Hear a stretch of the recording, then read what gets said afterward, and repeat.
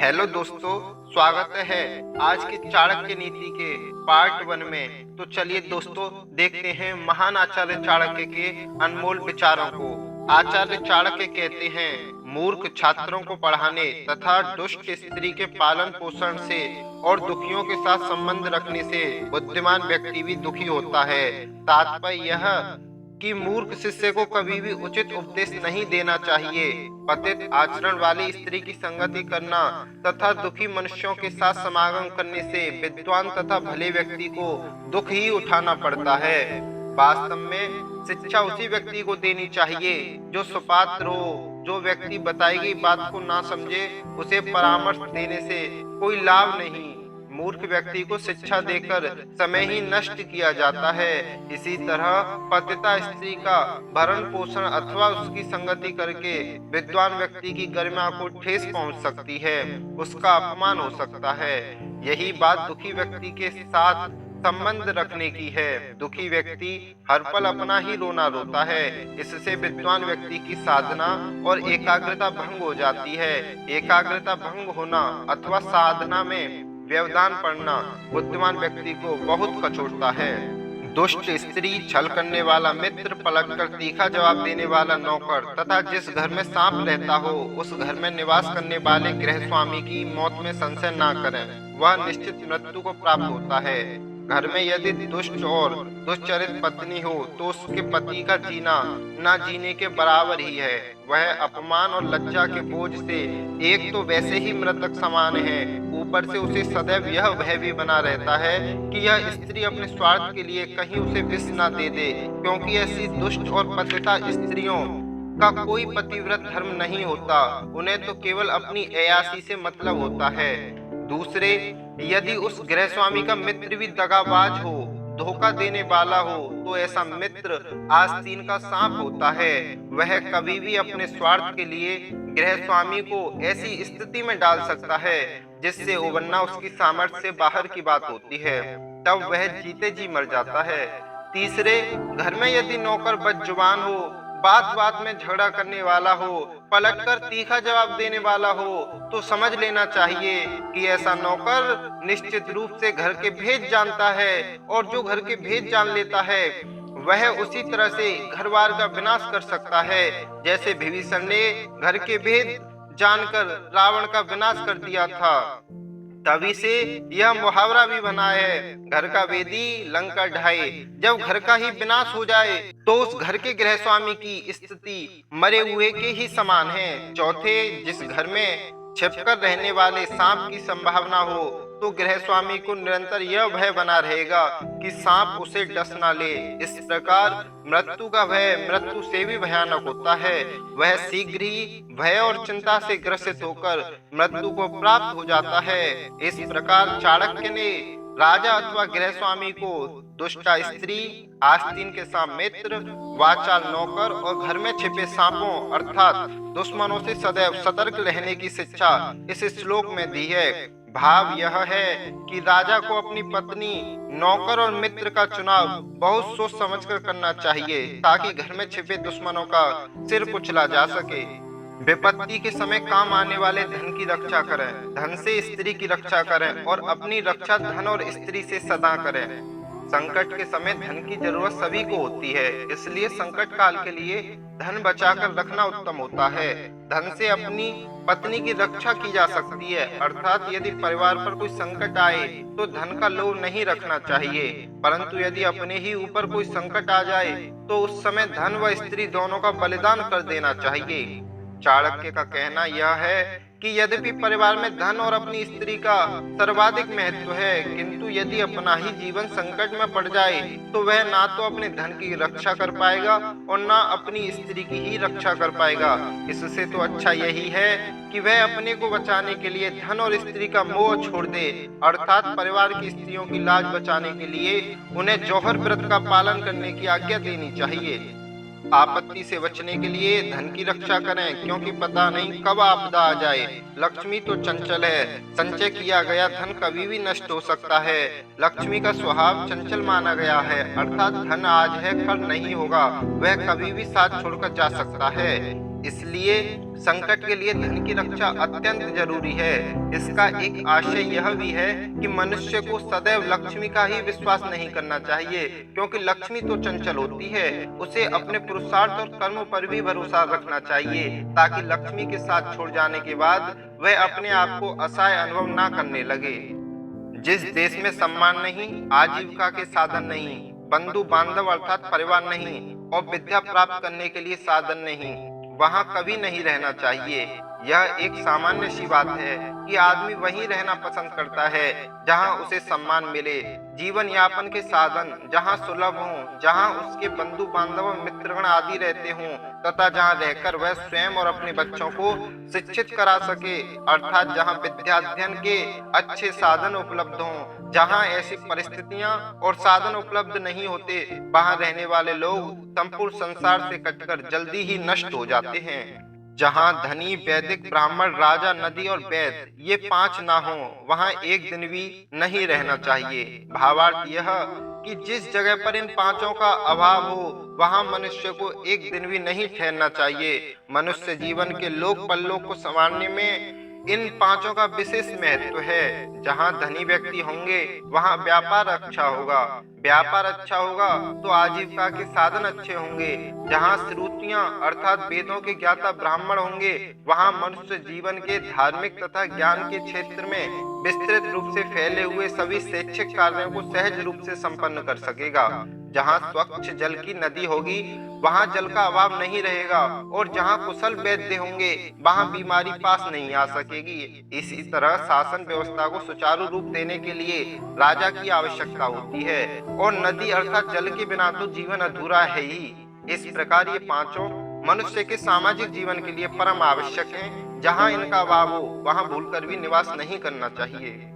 जहां जीविका, भय, लज्जा, चतुराई और त्याग की भावना ये पांच ना हो, वहां के लोगों का साथ कभी ना करें। जिस स्थान पर जीवन यापन के साधन ना हो, जहां सदैव भय की स्थितियां बनी रहती हों, जहां लज्जाशील व्यक्तियों की जगह बेशर्म और खुदगर्ज लोग रहते हों, जहां कला, कौशल और हस्तशिल्प का सर्वथा अभाव हो, और जहां के लोगों के मन में जरा त्याग और परोपकार की भावना ना हो, वहां के लोगों के साथ ना तो रहें और ना ही उनसे व्यवहार करें। इसका भाव यही है कि आदमी को ऐसे स्थान पर रहना चाहिए जहां के लोग ईश्वर भक्त हों, परोपकारी हों, व्यवहार कुशल हों, आत्मसम्मानी हों, कर्मठ हों और बुद्धिमान हों। नौकरों को बाहर भेजने पर, भाई बंधुओं को संकट के समय तथा दोस्त को विपत्ति में और अपनी स्त्री को धन के नष्ट हो जाने पर परखना चाहिए, अर्थात उनकी परीक्षा करनी चाहिए। चाणक्य ने समय समय पर अपने सेवकों, भाई बंधुओं, मित्रों और अपनी स्त्री की परीक्षा लेने की बात कही है। समय आने पर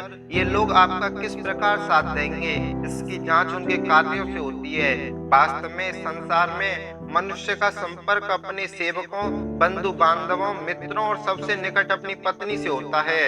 यदि ये लोग छल करने लगे तो जीवन दूभर हो जाता है। इसलिए समय समय पर अपने मित्रों, सेवकों, बंधु बांधवों व अपनी पत्नी की परीक्षा करके पहचान करना जरूरी हो जाता है कि वे उसे धोखा तो नहीं दे रहे हैं।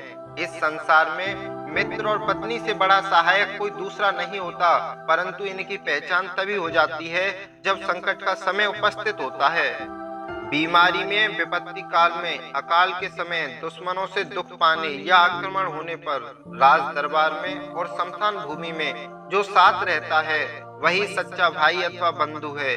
आचार्य चाणक्य के अनुसार संसार में मनुष्य के बंधु बांधव तो बहुत होते हैं, लेकिन सच्चे बंधु कम ही मिलते हैं। अक्सर देखा गया है कि कुछ लोग अपना उद्देश्य, स्वार्थ पूरा करने के लिए सच्चा मित्र, सच्चा बंधु होने का ढोंग रचाते हैं, और जब अपना स्वार्थ सिद्ध हो जाता है तो किनारा कर लेते हैं। सच्चा बंधु, सगा संबंधी, घनिष्ठ मित्र केवल वही है जो दैहिक, दैविक और भौतिक किसी भी प्रकार का संकट पड़ने पर काम आए।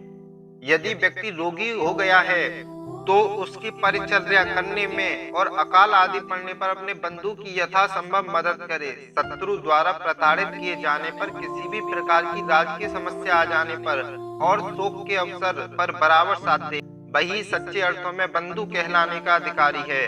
दूसरे अर्थों में जब मनुष्य के पास सभी सुख समृद्धि हो तो उसे किसी प्रकार का कोई दुख ना हो, तो सभी उसके मित्र बने रहते हैं, परंतु जब वह दुख से घिर जाता है तो उसका कोई साथ नहीं देता। इस संसार में सभी सुख के साथी हैं, दुख पड़ने पर कोई भी सहायता करने को तैयार नहीं होता, और जो सहायता करता है वही मनुष्य का सच्चा बंधु अथवा मित्र कहलाता है। जो अपने निश्चित कर्मों अथवा वस्तु का त्याग करके अनिश्चित की चिंता करता है, उसका अनिश्चित लक्ष्य तो नष्ट होता ही है, निश्चित भी नष्ट हो जाता है। किसी ने सही कहा है, आदि को छोड़ सारी को धावे, आदि मिले ना पूरी पावे। जो व्यक्ति अपने निश्चित लक्ष्य से भटक जाता है, उसका कोई भी लक्ष्य पूरा नहीं होता। भाव यही है कि आदमी को उन्हीं कार्यों में हाथ डालना चाहिए जिन्हें वह पूरा करने की सामर्थ्य रखता है। यदि वह अपनी सामर्थ्य से बाहर का कोई काम पकड़ लेता है तो वह उसे पूरा नहीं कर पाता, तब वह बाद में पछताता है कि उसने अपने हाथ का काम छोड़कर दूसरे कार्य को क्यों पकड़ा। बुद्धिहीन व्यक्ति को अच्छे कुल में जन्म लेने वाली कुरूप कन्या से भी विवाह कर लेना चाहिए, परंतु अच्छे रूप वाली नीच कुल की कन्या से विवाह नहीं करना चाहिए, क्योंकि विवाह संबंध समान कुल में ही श्रेष्ठ होता है। जहां चाणक्य ने विवाह संबंधों पर प्रकाश डालते हुए समाज को बताया है कि विवाह संबंध समान स्तर और गुण वाले कुल में ही करने चाहिए, केवल रूप देखकर उसके पीछे नहीं भागना चाहिए।